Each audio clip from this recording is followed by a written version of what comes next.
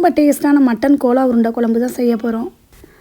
அதுக்கு நான் 1/2 kilo mutton எடுத்து இந்த மாதிரி கொத்தி வாங்கியிருக்கேன். நீங்கள் கடையில் வந்து கைமாக்குன்னு கேட்டாலே இந்த மாதிரி கொத்தி கொடுப்பாங்க. அப்படி இல்லாட்டினா நீங்கள் மிக்சியில் கூட அரைச்சிக்கலாம். அந்த மாதிரி இது கூடயே 2 பெரிய வெங்காயத்தை இந்த மாதிரி குட்டி குட்டியாக சாப் பண்ணி சேர்த்துருக்கேன். அதோடைய 2 பச்சை மிளகாவையும் குட்டி குட்டியாக சேர்த்துக்கிட்டு 2 ஸ்பூன் இஞ்சி பூண்டு பேஸ்ட்டும் அது கூட 1 கைப்பிடி அளவு கொத்தமல்லியும் சேர்த்து இது கூடயே இதுக்கு தேவையான மிளகாய்த்தூள், மட்டன் மசாலா, மஞ்சள் தூள், உப்பு, மிளகுத்தூள், சோம்புத்தூள் இது எல்லாத்தையும் போட்டுட்டு பொடி பொடியாக கட் பண்ண கருவேப்பிலையும் சேர்த்து நல்லா வந்து நம்ம மிக்ஸ் பண்ணி விட்டுக்குருவோம்.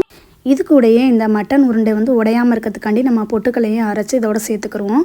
அதுக்கப்புறம் வந்து இந்த மாதிரி கையில் வந்து ஆயில் தடவிக்கிட்டு உங்களுக்கு வேணுன்ற சைஸில் வந்து இந்த மாதிரி பால் போட்டு வச்சுக்கோங்க. இப்போ ஒரு கடாயில் வந்து எண்ணெயை நல்லா காய வச்சு இப்போ நம்ம போட்டு வச்சுருக்க இந்த மட்டன் உருண்டையை வந்து போட்டு நல்லா எடுத்துக்குருவோம். இந்த அளவுக்கு பொன்னிறமாக வந்தாலே போதும், ரொம்ப கருவிராமல். இதை வச்சு இப்போ நம்ம மட்டன் கோலா உருண்டை குழம்பு எப்படி செய்யலான்றதை அடுத்த வீடியோவில்